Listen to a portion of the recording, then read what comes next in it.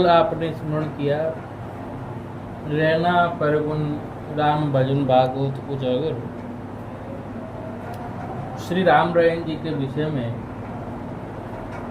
श्री नावादास जी कह रहे हैं कि रहना परगुन वे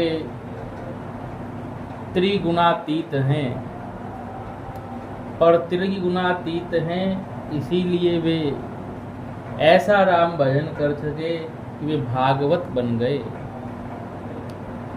या यह कहा जाए कि उन्होंने अपने जीवन को राम भजन में लगा दिया, तो वे त्रिगुणातीत होकर के भागवत पद्धति को पदवी को सुशोभित करने लगे।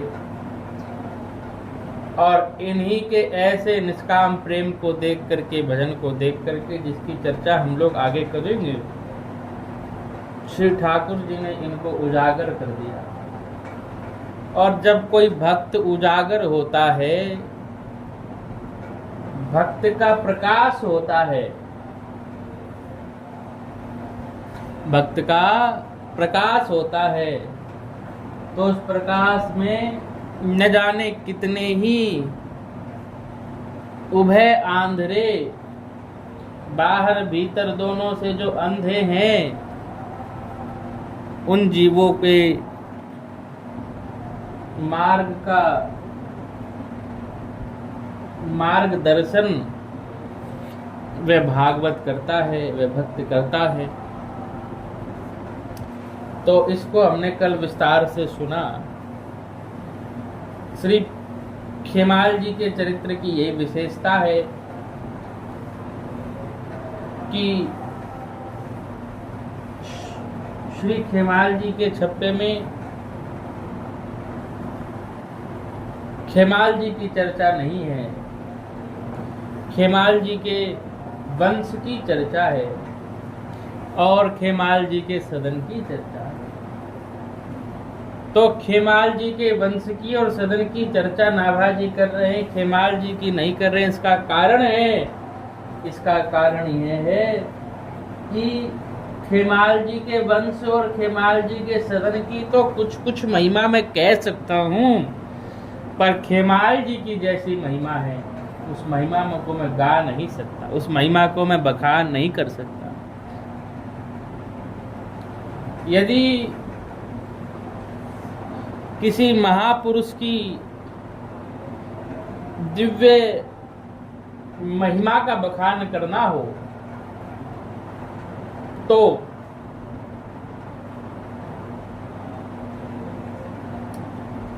जो सुजन लोग हैं वे क्या करेंगे? वे उन महापुरुष की महिमा नहीं गाएंगे, वे उनके किसी शिष्य को चयन कर लेंगे और उस शिष्य की यथार्थ महिमा गाएंगे, उसका यथार्थ यश गाएंगे। और उसका यश गाने के बाद कहेंगे कि श्री पूज्य महाराज जी के अमुक ये शिष्य हैं, और शिष्य की ऐसी महिमा है तो पूज्य महाराज जी की कैसी महिमा है, इसका विचार आप स्वयं करते हैं।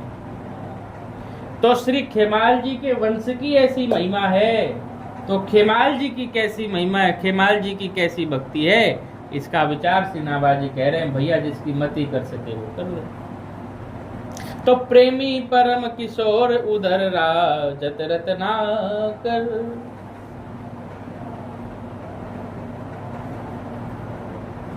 श्री महाप्रभु जी सो काऊ भक्त ने पूछी, श्री महाप्रभु जी से किसी भक्त ने पूछा कि भगवान,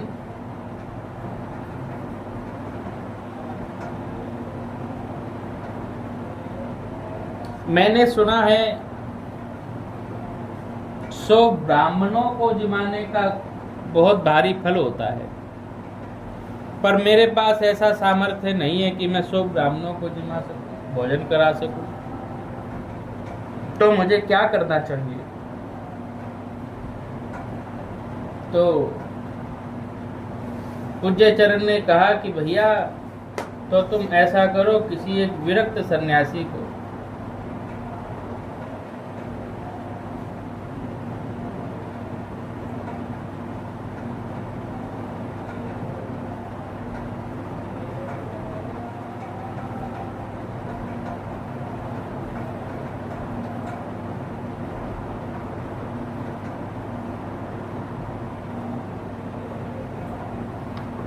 किसी एक सन्यासी को भोजन करा दो तो उतने ही तुमको फल मिल जाएगा।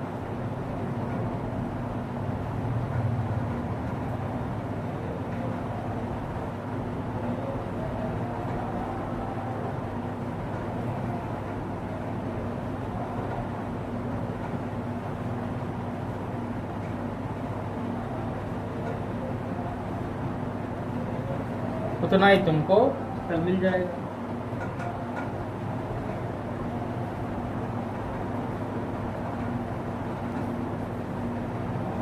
तो वे महानुभाव बोले कि भगवान, यदि मैं 100 विरक्तों को भोजन कराने का जो फल है उसकी प्राप्ति चाहूं तो क्या करूं? तो महाप्रभु जी बोले, तो भैया फिर तुम किसी एक वैष्णव को भोजन करा दो, जो भगवान का शरणागत है उसको आप भोजन करा दो। फिर उसने कहा कि भगवान, यदि मैं 100 वैष्णवों को भोजन कराने का फल चाहूं तो मैं क्या करूं? तो पूज्य चरण के आंखों से अश्रु प्रवाह होने लगा और आचार्य चरण ने कहा कि भैया, 100 वैष्णवों को जिमाने का फल नहीं, हजारों हजार वैष्णवों को जिमाने का फल है किसी एक भगवत प्रेमी को भोजन करा दो, एक सच्चे प्रेमी को भोजन करा दो। तो वे महानुभाव श्री महाराज जी की अवस्था को समझे नहीं। उन्होंने फिर से कह दिया कि भगवान, यदि 100 प्रेमी को भोजन, यदि 100 प्रेमी, इतना ही कहा था, यदि 100 प्रेमी को भोजन कराना चाहूं तो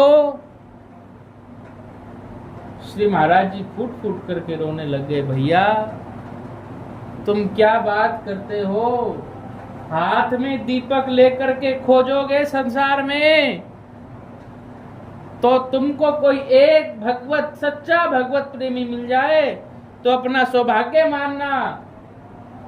तुम 100 प्रेमियों की खोज करने की बात करते हो। अरे तुम एक प्रेमी को तो खोज करके लाओ। तो एक प्रेमी मिलना इतना दुर्लभ है, सामान्य प्रेम मिलना इतना दुर्लभ है। सामान्य माने ये सामान्य भी है, सामान्य है, पर श्री किशोर जी के सामने की बात है, किशोर जी के तुलना की बात है कि सामान्य प्रेमी मिलना इतना कठिन है। पर इन किशोर जी के विषय में नाभादास जी क्या करे? परम प्रेमी किशोर, प्रेमी परम किशोर। ये श्री किशोर सिंह जी परम प्रेमी है, परम प्रेमी है। प्रेमी और परम प्रेमी में अंतर क्या है?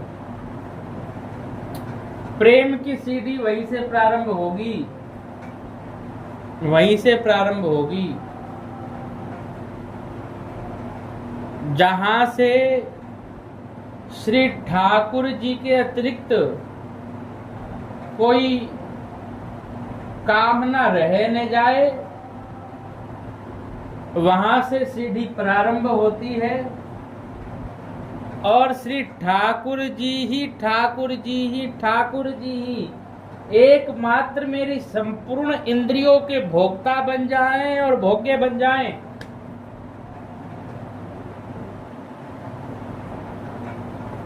श्री ठाकुर जी को ही देखूं और श्री ठाकुर जी को ही दिखूं,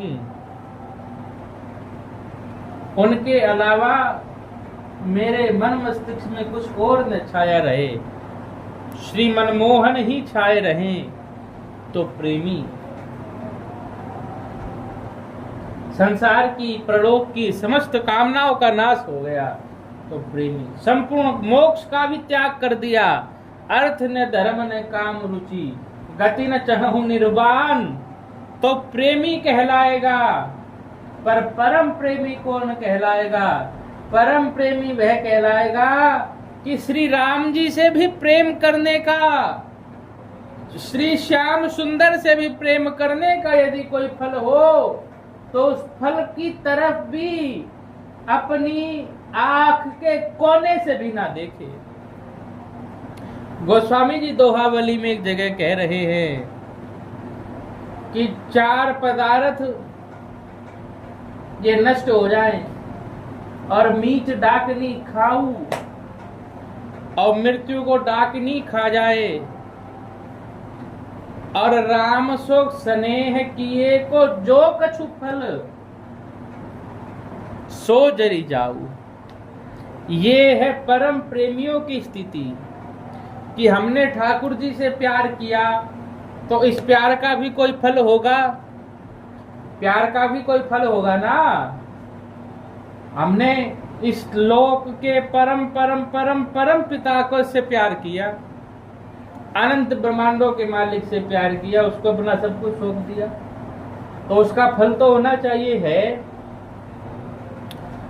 पर ये जो परम प्रेमी श्री किशोर सिंह जी सरीखे संत है ना, ये उस फल को भी देखना नहीं चाहते, उस फल की भी इच्छा नहीं करते। ये क्या है?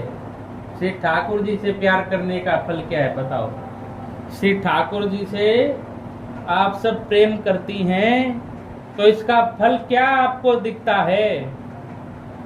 क्या फल दिखता है? इसका फल यही तो है कि श्री ठाकुर जी से हम लोग बोल पा रही हैं, श्री ठाकुर जी हमसे प्यार करते हैं, श्री युगल सरकार को हम लोग निहार रही हैं, श्री युगल सरकार को हम लोग दुलार कर पा रही हैं। यही तो प्रेम का फल है। पर ये परम प्रेमी एकांगी प्रेमी होते हैं, इनके प्रेम में इतनी सी भी कामना नहीं होती कि श्री ठाकुर जी हमको प्यार करें। हम आपसे प्यार करते, हम आपके हो चुके, आप हमारे बनो चाहे मत बनो, आप हमसे प्यार करो चाहे मत करो, हम आपसे प्यार करते, हम आपको दिल दे बैठे। अब आप हमसे चाहे प्यार करो, मुख मोड़ो चाहे सन्मुख रहो, ये आपकी राजी की बात है। तो परम प्रेमी किशोर उदर राजत रत्नाकर।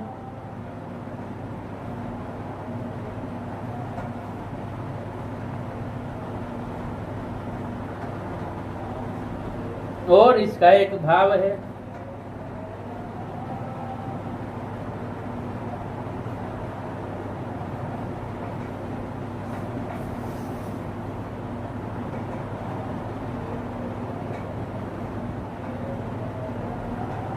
कि ये श्री किशोर सिंह जी भगवान से तो प्रेम करते ही हैं, पर भगवान के जो प्रेमी हैं, भगवान के जो दास हैं, उनसे अतिशय प्रेम करते हैं और भगवान के भक्तों के साथ संबंध हैं। इसीलिए उदर राजत रत्नाकर, जैसे उदर राजत रत्नाकर, जैसे समुद्र अनंत है उसमें अनंत रत्न हैं, ऐसे ही श्री किशोर सिंह जी के क्या क्या गुण हैं इसका वर्णन करने का सामर्थ्य नहीं है। जैसे समुद्र अनंत रत्न संपन्न है, रत्न गर्भा है, रत्न गर्भ है, ऐसे ही श्री किशोर सिंह जी के गुण भी अनंत हैं।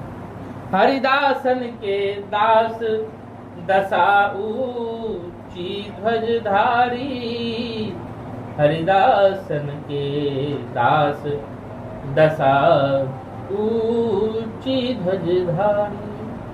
हरिदासन के दास श्री हरिदास जी, ये तो हरिदासों के ही दास हैं और दास दशा ऊंची ध्वजधारी। इनकी दशा बड़ी ऊंची है, बड़ा विलक्षण प्रेम इनको प्राप्त है और उस विलक्षण प्रेम को जो जितने ऊंचे जाता है उतना ही गिरने का, फिसलने का डर रहता है। क्या डर रहता है? ये डर रहता है कि मुझ में कोई ऐसी बात है कि ये हरि गुरु संत मुझसे प्रेम करते हैं या मुझ पर कृपा कर रहे हैं, मुझसे प्रेम करते हैं मुझ पर कृपा कर रहे हैं, तो मुझ में कोई ऐसी बात है?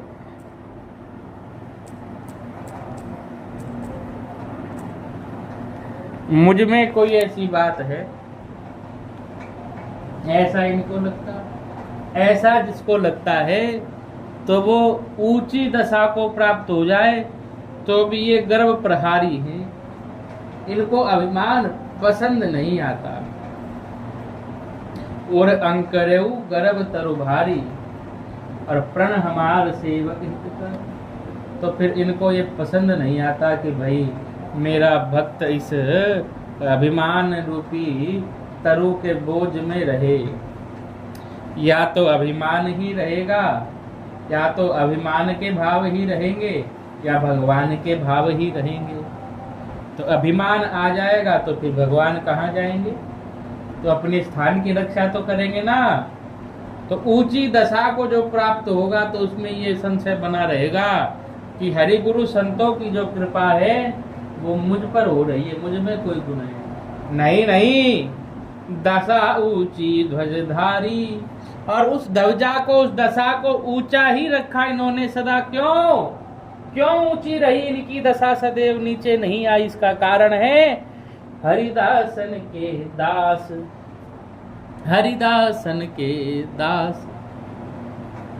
राम रसायन तुम्हारे पासा, सदा रहो रघुपति के दासा। श्री हनुमान जी आज तक उनका प्रेम घटा नहीं। क्यों नहीं घटा? इसका कारण है कि आपके पास राम रसायन है। राम जी का रसायन क्या है? राम जी की औषधि क्या है? संत संग ही राम जी का रसायन है, राम जी की औषधि है। भगवान नाम ही राम जी का रसायन है।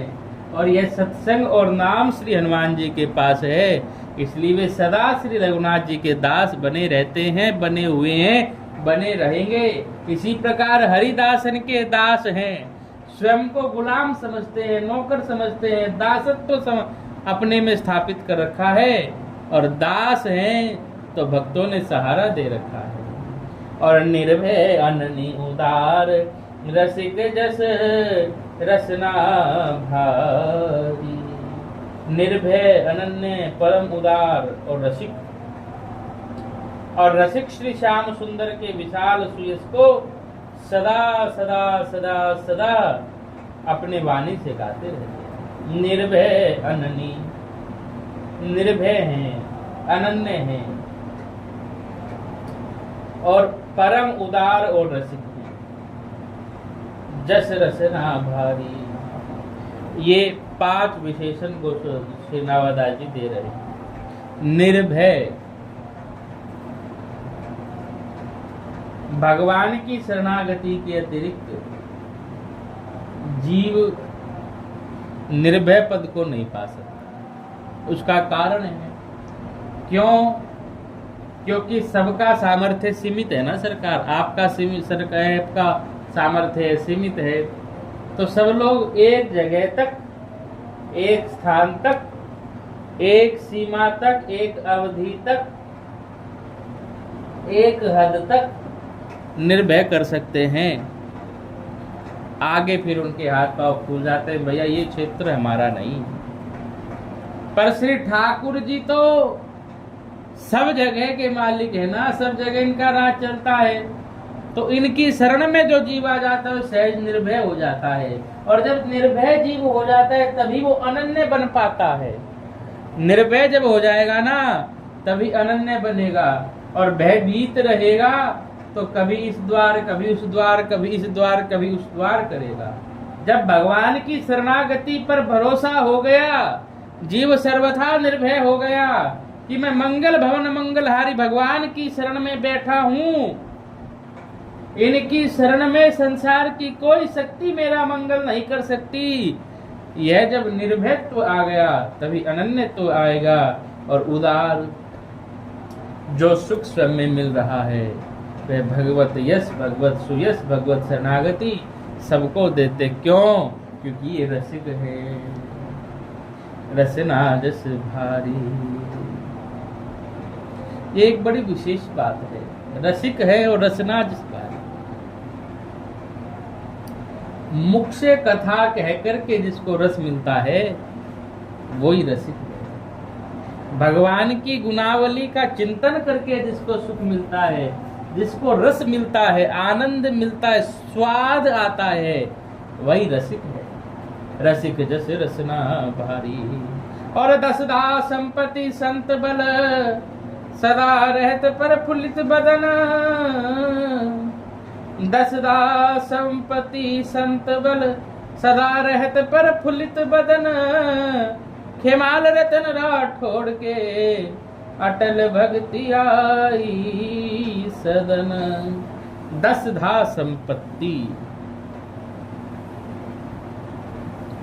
यद्यपि राजा हैं, पर राजा होने पर भी ये किसी संसार की वस्तु को अपनी संपत्ति नहीं मानते, क्योंकि ये सब संसार की चीज है तो संसार की है।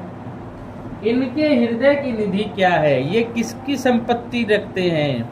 तो दसधा संपत्ति, दसधा की संपत्ति है। दसधा किसको कहते हैं? नवधा, जिस भक्ति के विषय में स्वयं आप कह रहे हैं कि 9 में से एक प्रकार की भक्ति यदि किसी जीव में आ जाए तो मुझको वह परम प्रिय हो जाता है। तो इनमें वो 9 प्रकार की भक्ति तो है ही है, पर दसधा 10वीं प्रकार की भक्ति भी है। और वह 10वीं सरकार की तरह 10वीं भक्ति क्या है? दसधा भक्ति क्या है? वह यह है कि सर्वतो भावेन, परपत्ति को स्वीकार कर लेना, शरणागति को स्वीकार कर लेना, स्वयं को जड़ मान लेना। जड़वत शरणागति जो है, यही शरणागति दसधा संपूर्ति कहलाती है। जैसे जड़ वस्तु का उसका उपभोक्ता चाहे जैसे उसका उपभोग करे, वह कुछ नहीं कह सकता। ऐसे ही हे नाथ, हे मेरे नाथ, मैं आपका हूँ, आप मेरे हैं। आप चाहें जो जैसे मेरे साथ व्यवहार करना चाहें आप कर लीजिए। माँ प्रभु जी तो यहाँ तक कह दे रहे हैं पिनष्टुमाम, इसको कहते हैं दसधा संपत्ति।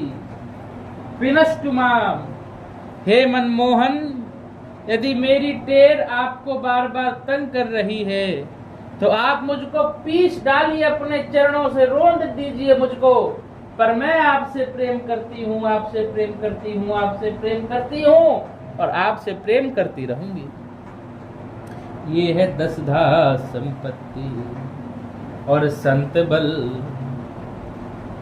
ये 2 बात, एक बात इधर है, एक बात इधर है, और बीच में संत बल है। दसधा संपत्ति और सदा रहत प्रफुल्लित बदन, इसका कारण क्या है? संत बल, संतों का बल है, भगवान के भक्तों का बल है।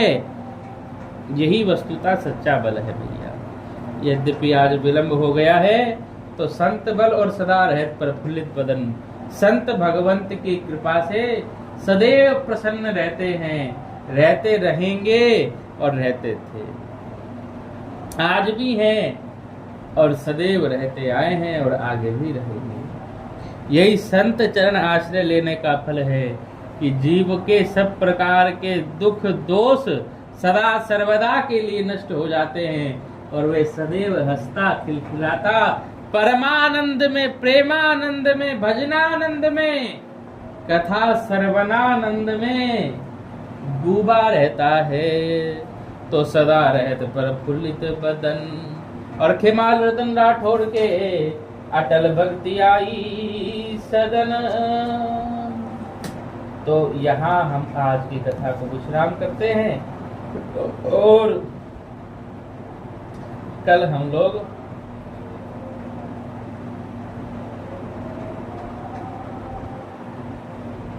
आगे की कथा सुनाएंगे। खेमाल रतन राठौड़, खेमाल रतन राठौड़, खेमाल रतन राठौड़, खेमाल रतन राठौड़, खेमाल रत